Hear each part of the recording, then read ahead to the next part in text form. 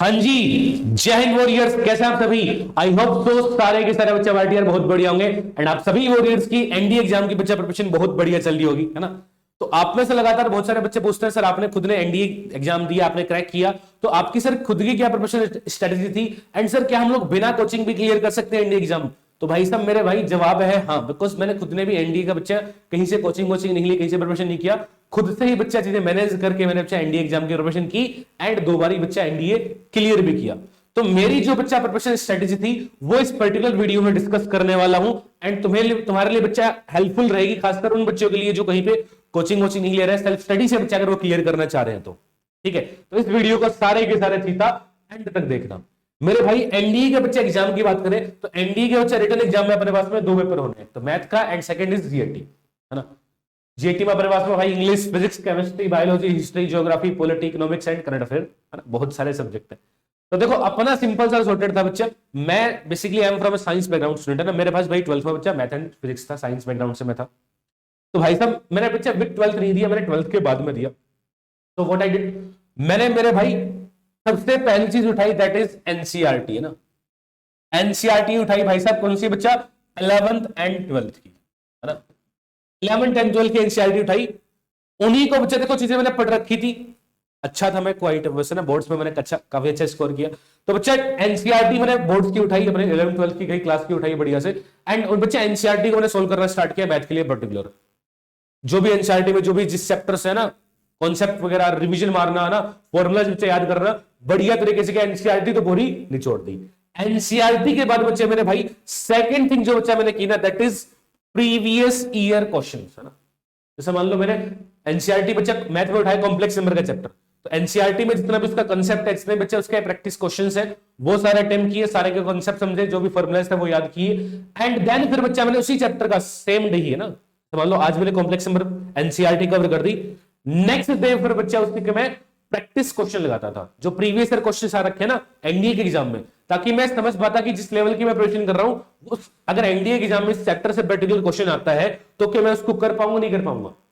तो बच्चा mostly question तुमसे बन जाएंगे, मेरे से बन गए थे। अगर कोई क्वेश्चन नहीं बनता है तो आप उसका बच्चा सॉल्यूशन देख के भी कॉन्सेप्ट समझ सकते हो कि हाँ इसमें इस तरीके से इस मेथड से बच्चा ये इंप्लीमेंट होगा, तो आपके लिए फिर वो एक नया एड ऑन हो जाता है और उसको भी आपके लिए हेल्पफुल रहेगा, because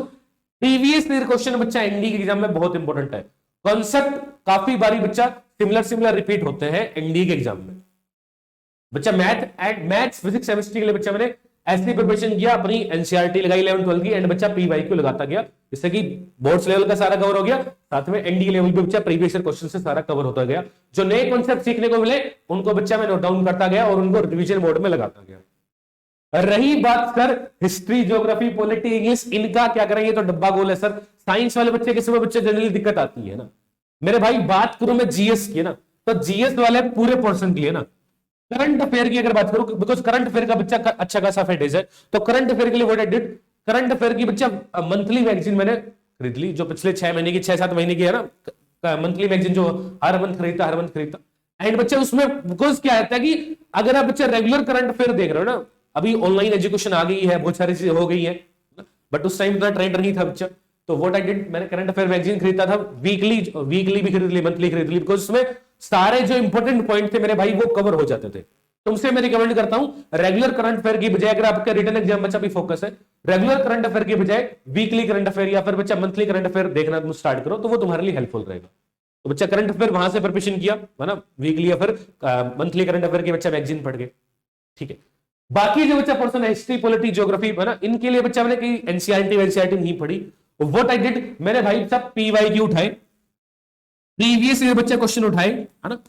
and previous year question में मान लो ज्योग्राफी का भाई साहब कोई क्वेश्चन है ना आर्टिकल 90 से रिलेटेड क्वेश्चन आ गया प्रीवियस ईयर में, तो मैंने प्रीवियस ईयर क्वेश्चन पढ़ा, उसका क्या कंसेप्ट था देखा भाई यहाँ ये है, तो उसी से बच्चा रिलेटेड मैं चीजें पढ़ता था। मान लो कोई आर्टिकल 19 का क्वेश्चन था, है ना, तो पेपर में आ गया आर्टिकल 19, भाई साहब क्वेश्चन देखा, ये सॉल्यूशन इसका, फिर मैं गूगल करता, फिर मैं या फिर कहीं से सर्च करता किताबों से ना कि आर्टिकल 19 क्या है चीज इसमें ना, तो बच्चा वहां से मैं अपनी जीएस ऐसे बिल्डअप कर रहा था। कोई चैप्टर वाइज मैंने जीएस बच्चा नहीं पढ़ी, हिस्ट्री, पॉलिटी, है ना, ज्योग्राफी बच्चा हमने मतलब एक सीक्वेंस में नहीं पढ़ी, प्रीवियस ईयर क्वेश्चन के साथ साथ जो भी क्वेश्चन आया, मान लो मेडाइवल हिस्ट्री का क्वेश्चन आ गया ना, तुमसे कुछ भी पूछ लिया ना, लेट्स से मॉडर्न हिस्ट्री का तुमसे पूछ लिया कि गांधी जी का जन्म कहां पे हुआ, तो गांधी से रिलेटेड पढ़ने लगा। तो ऐसे ऐसे बच्चे जिससे कि प्रीवियस ईयर क्वेश्चन का कॉन्सेप्ट भी क्लियर हो गया, एंड उस टॉपिक से रिलेटेड जो भी इंपॉर्टेंट इंफॉर्मेशन है वो भी मेरी कवर होती गई, एंड उन्हीं चीजों को बच्चा बार बार मैं रिवीजन मोड पे डालता रहा। बात रही मेरे भाई इंग्लिश की, जो अभी तुम्हें मैं पढ़ा भी रहा हूं, इंग्लिश के लिए मेरे भाई हमने बहुत ही अल्टीमेट से जुगाड़ किया। इंग्लिश के लिए बच्चा वोकैब की बात करो ना, मैं चाहे वोकैब हो चाहे बच्चा है ना चाहे ग्रामर वाला पोर्शन हो, सेम थिंग आई डिड है ना। मैंने भाई साहब पीवाई की उठाई को ही चैप्टर वाइज बच्चा सीक्वेंस, बिकॉज यार उस टाइम तो साइंस बैकग्राउंड से निकला बच्चा, एक समझ रहे हो, तो इंग्लिश में जीएस में दिक्कत होती है, और तुम में से बहुत सारे बच्चों को दिक्कत होती होगी, इसलिए मैं पर्टिकुलर वीडियो इसलिए बना रहा हूं तुम्हें हेल्पफुल हो जाए ना। पीवाई की बच्चा उठाए, पीवाई की में लेट से बच्चा जो भी वोकैब है ना, पीवाई की में बच्चा जो भी वोकैब दे रखी है, मान लो कोई वर्ड आ गया तुमसे पूछ लिया भाई लेट से वेरासिटी है ना, वेरासिटी बच्चा पीवाई की में वर्ड था, तो और उससे मेरे से सिनोनिम पूछा गया, तो मैंने जो ऑप्शन था जो भी सिनोनिम थे भाई उसके वर्ड याद किए, एंड अलोन विद इसी बच्चा क्वेश्चन अगर मान लो वेरासिटी का सिनोनिम मेरे से पूछा था, ट्रुथ इसका सिनोनिम हो गया, एक ऑप्शन हो गया, लेकिन बच्चा मैं उसी वर्ड को और देखता और खोजबीन करता उसके उसके क्या क्या सिनोनिम क्या क्या एंटोनिम बन सकते हैं, एंड पैरेलली बच्चा साथ में जो और ऑप्शन दे रखे हैं, एक तो उसका आंसर हो गया, बाकी जो 3 ऑप्शन बच गए उन तीनों वर्ड के मीनिंग नोट डाउन करना, एंड उन तीनों को बच्चा सिनोनिम एंटोनिम वो मैं खोजबीन करके बच्चा बढ़िया सा रेज करता उसको, जैसे कि वोकैब मेरी वहां से कवर हो पाई, पीवाईक्यू सही है ना। लेकिन इसमें मेहनत बहुत एफर्ट लगे, एफर्ट इसमें बहुत लगे बच्चा इंग्लिश के लिए खास करना, ठीक है। तो वोकैब बच्चा लोग मैंने ऐसे प्रिपरेशन की। जहां तक मेरे भाई रही बात बच्चा ग्रामर की है ना, ग्रामर वाले पोर्शन में बच्चा व्हाट आई डिड, मान लो कोई एरर मेरे से दे दी भाई साहब, कोई क्वेश्चन बच्चा दे दिया टेंस की एरर का, पीवाईक्यू मैंने उठाए, उसमें मान लो टेंस की एरर का बच्चा क्वेश्चन आ गया, तो मैंने एरर का देखा क्या इसका सॉल्यूशन होगा, एंड देन फिर बच्चा सेम कॉन्सेप्ट, मान लो कोई टेंस में बच्चा कंडीशनल सेंटेंस में कोई एरर थी,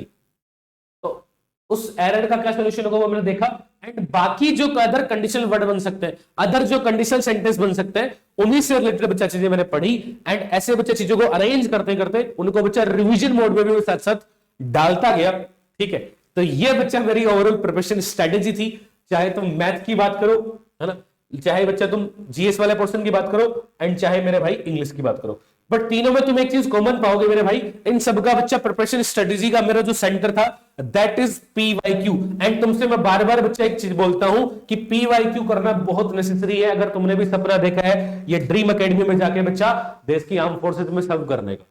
बिकॉज पीवाईक्यू में चाहे क्वेश्चन रिपीट ना हो लेकिन जो कॉन्सेप्ट है वो मेरे भाई बहुत हद तक रिपीट होते ही होते हैं। तो पीवाईक्यू में इतनी कमांड कर लो कि अगर पीवाईक्यू में कोई भी क्वेश्चन है उसका जो कॉन्सेप्ट अगर सिमिलर कॉन्सेप्ट में बच्चा क्वेश्चन अगर आ रहा है पेपर में तो वो तुम फोड़ के आओ,